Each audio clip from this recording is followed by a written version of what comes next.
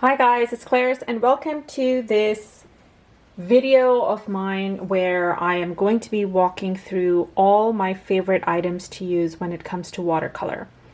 From palettes to brushes to paints, paper, and then obviously what we need to actually get the job done properly. So let's start with paints. So for paints, my go-to has always been St. Petersburg White Nights. This is my set of 36 and it's got a fabulous variety of colors, just good enough for your everyday painting, just to sort of relax and unwind. I think it's got a great selection. And this set even comes with this detachable palette. So we're getting into palettes already, but it comes with the colors, so I figured I should mention it. So I love this because of all these features and also because everything in one box. Now, when I want to do something a little more shiny with a little more pizzazz, I love Colors by KMS. KMS makes some amazing metallic colors. Her colors in general are really good. So I always gravitate to KMS. As you can see over here, she's got metallics in almost every color possible. And they keep multiplying by the month. My third and newest is the Classico collection or little box by Zen Art Supplies.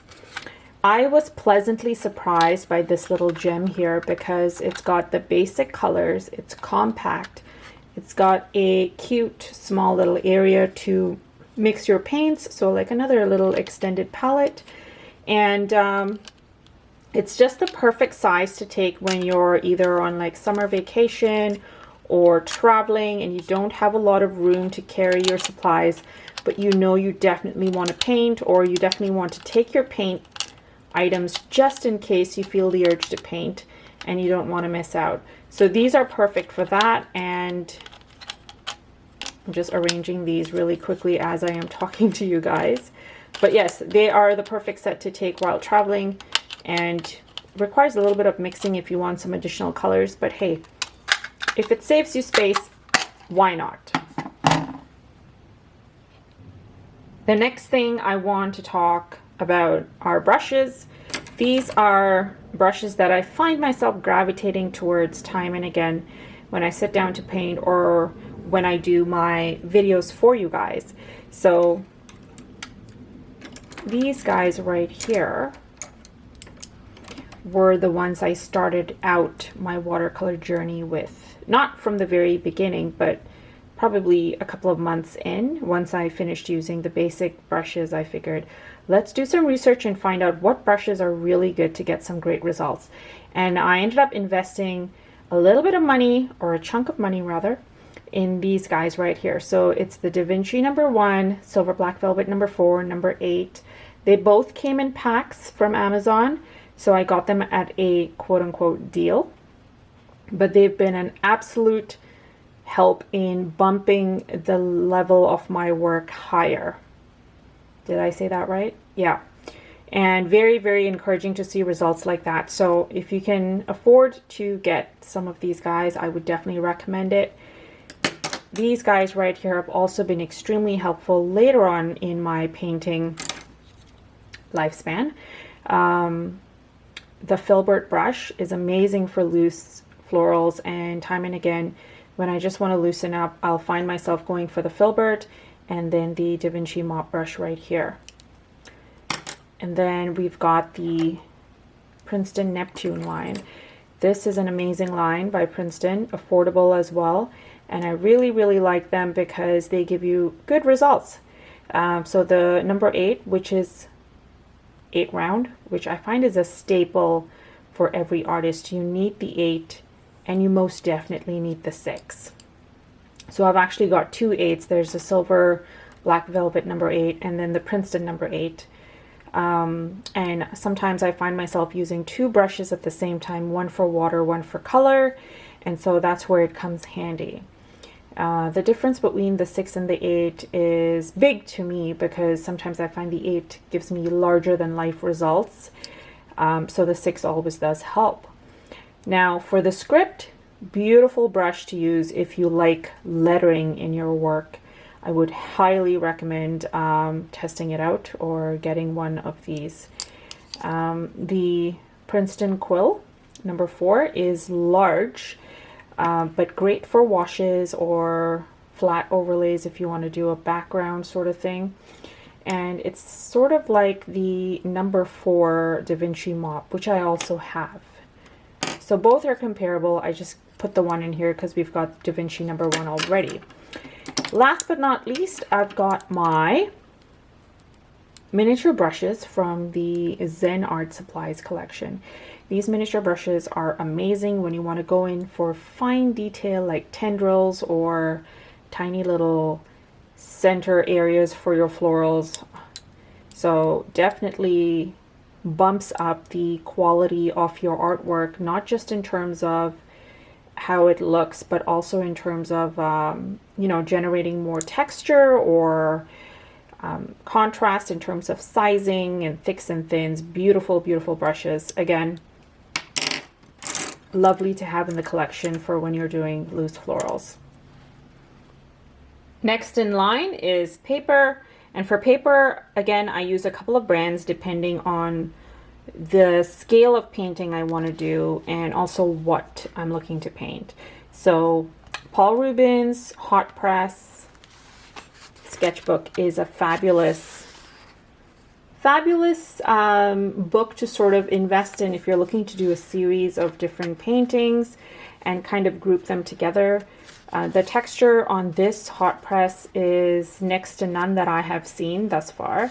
And yeah, I love the results that I get from it. So this is one thing that I would highly recommend if you're looking for a smaller scale sketchbook. Now, Stonehenge, Legion Stonehenge. These are my go-to for regular paintings. These are also this is also the paper I showcase, or use rather, not showcase, use for my monthly Zoom classes. I think it's a fabulous economical option, especially if you are looking to learn while still kind of using 100% cotton paper, but not breaking the bank, but not, okay.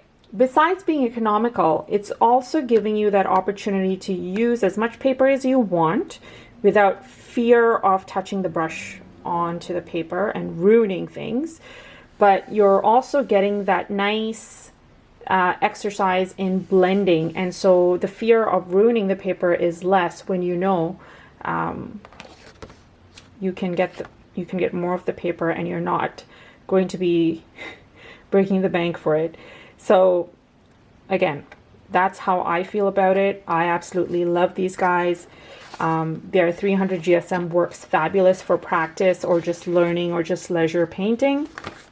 And then their heavyweight 600 GSM is wonderful. I absolutely love this because it is thick.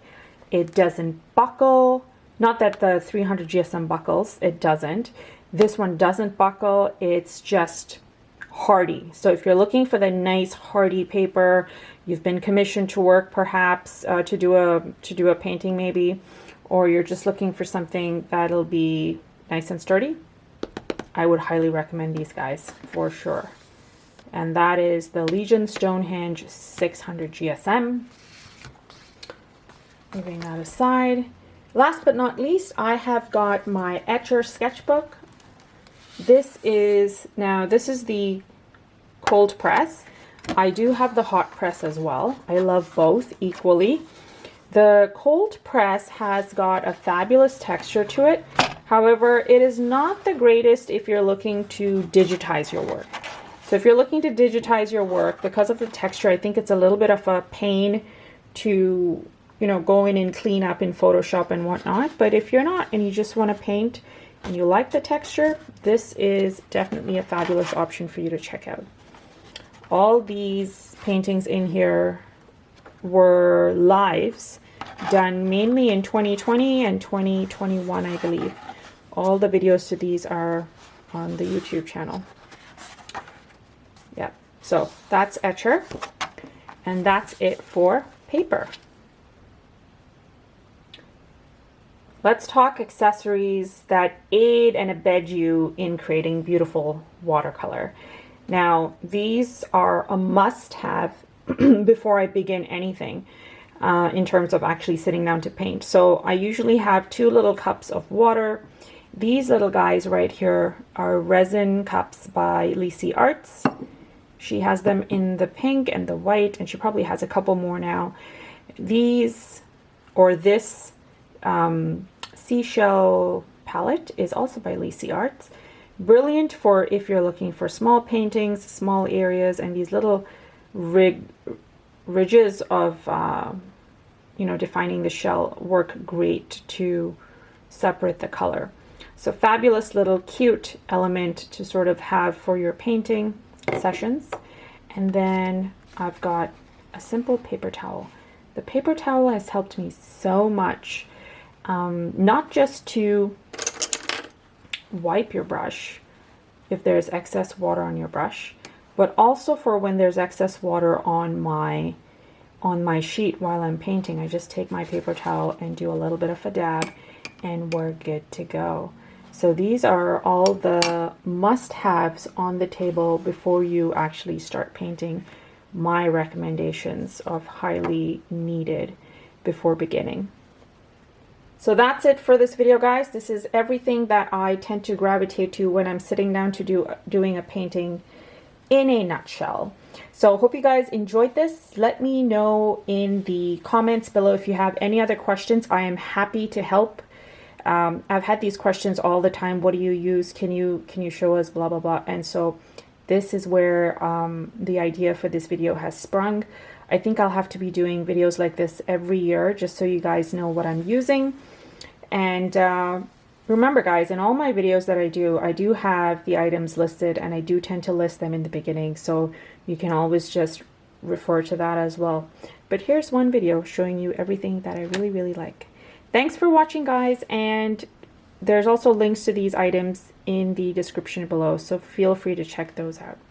Thank you. Bye.